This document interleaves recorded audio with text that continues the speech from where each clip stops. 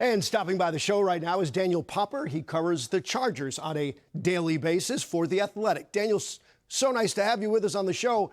Before this season began, you were buying high on this Charger team. In fact, I believe that you predicted double-digit victories. Now that you've seen 4 games, are you still high on this team? Yeah, I think, I was buying into the Jim Harbaugh effect.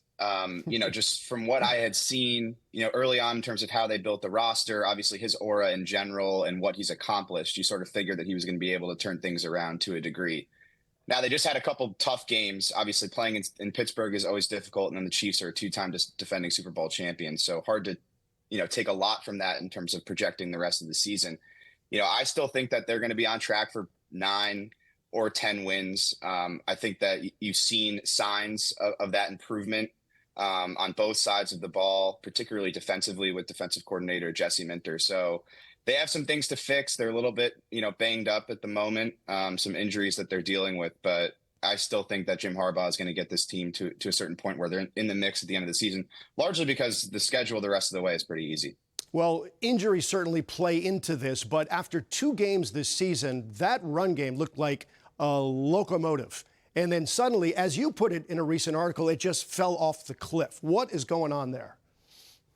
Yeah, I think you sort of have to start with the injuries. In that Steelers game in week 3, they lose left tackle Rashawn Slater about midway through the game. And then at the end of the game, they lose right tackle Joe Alt, the rookie. And those two are excellent run blockers. And so you head into that Chiefs game, and they had a bunch of moving parts. They had a practice squad player at right guard. They had Trey Pipkins at right tackle, who had been playing right guard. They had a bench player in Jamari Salyer at left tackle. And so I think between all the moving pieces, you just had some difficulties there. In the Steelers game specifically, that's probably the best front in football. You have TJ Watt and Alex Highsmith on the edge. You have Cam Hayward in the middle. It's just a lot of teams are going to have trouble running the ball effectively against those teams. But the key here is, getting Joe Alt back. I think he was back in practice this week. I saw him out there. And then you see if Rashawn Slater can come back. Once you get your pieces back, you feel like that physicality returns. But the last couple of weeks, for a variety of reasons, it obviously wasn't what it was in those first 2 weeks against the Raiders and Panthers. By design, this Charger team is the most balanced offense in the entire NFL. I mean, it's almost 50-50. But in one of your recent articles, you suggest that maybe the Chargers would be better served if Justin Herbert throws the ball more. Can you expound upon that? Yeah, so I've covered this team since 2019, which means I've covered Justin Herbert's entire career. I've watched every game he's ever played in the NFL, so I know what type of player he is. And heading into this year in 62 starts, he had thrown for under 180 yards in a game 3 times.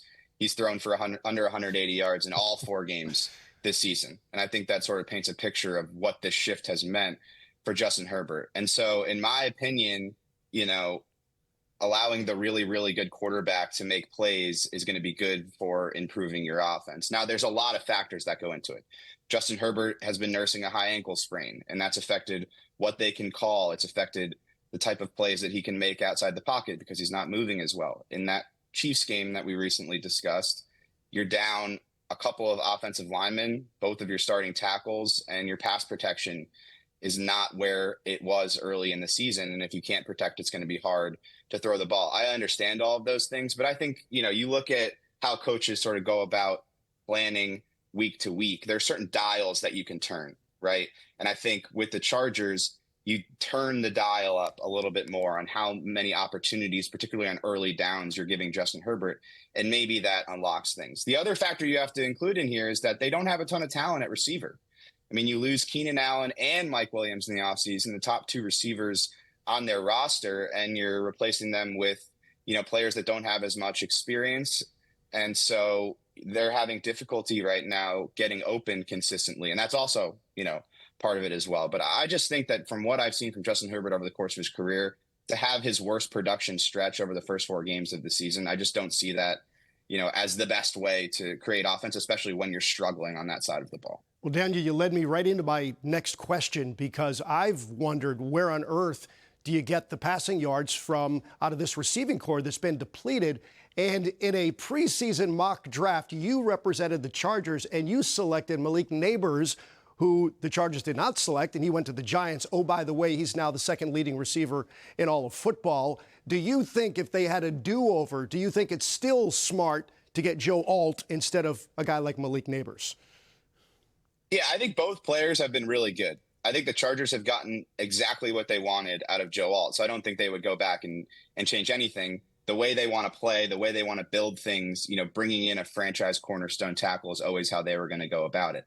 But by passing on that receiver in the first round, you do have some limitations in your receiving core. I think Joe Alt is going to be a really, really great player. I think he's been better in pass protection early on here than I maybe anticipated.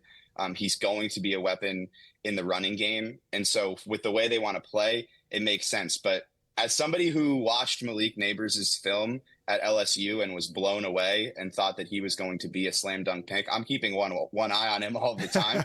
And I think the production sort of speaks for itself here. Now, what they did, though, is they got Joe Alt in the first round and they drafted Ladd McConkey in the second round out of Georgia, who has really shown some signs here early on that he can be an impact player.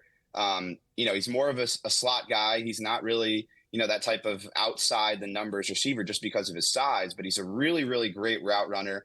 In that Chiefs game, he caught a slant route and really showed off his explosiveness and his speed on a 38-yard gain that he was able to sort of get past the safety there and show off his 4.39 40 time.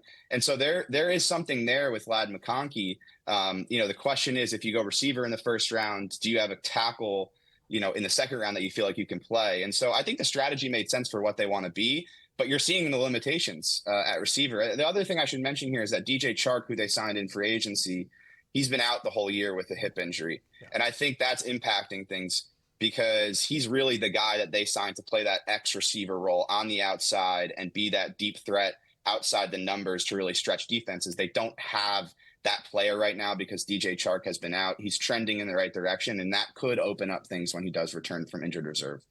Well, after the bye week, the next opponent for the Chargers, the Denver Broncos. And if before the season began, if you asked me to wager on who would have more passing yards through 4 weeks of the season, Justin Herbert or the rookie Bo Nix, I would have bet my mortgage, I would have bet my car, I would have bet all of my worldly possessions that it would be Herbert, and that is simply not the case. Look into your crystal ball for us and tell us, how does the rest of this season now play out for the I almost called them San Diego, the Los Angeles Chargers? Yeah, I think early on here, what I've seen is that they've been able to sort of establish that identity that they were looking for. And I think that's a big part of this season, more of like a process approach than a results approach. Not saying they don't want to win, but there was an intention early on to establish a physicality on both sides of the ball. I think early on you saw that on offense. It's withered a little bit with the injuries, but on defense specifically, you're seeing that.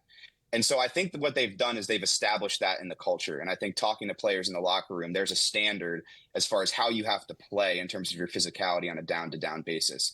And if you're doing that in the NFL consistently, you're going to be in a lot of games. And so like I mentioned earlier, this schedule is not particularly difficult. Mm-hmm. They're going to have a lot of opportunities to win games here, even if they're continuing to play this way offensively, just because of how good the defense is. So I would expect them to be in a lot of close games. I would expect them to continue playing good defense. I would expect the run game to sort of come back once they get some of these pieces back. Rashawn Slater and Joe Alt are both expected to be back, at some point this season. Once those guys are back, you feel like the run game will come back. The one thing I would say is just turn that dial up a little bit in the passing game. The running game should be a means to an end, where if you establish that physicality, then you can open up things, deeper in the field because teams are having to devote resources to the line of scrimmage. So if you can turn that dial up a little bit, find a way to get more out of Justin Herbert, the run game improves with some of these offensive linemen come back, and you really have something on defense. That's a recipe for success with the way the schedule is set up. Hey, Daniel, this has been fun. Thanks for stopping by and sharing your knowledge with us. Appreciate it. Thanks so much for having me. All right, that's Daniel Popper of The Athletic, and we're back with more right after this.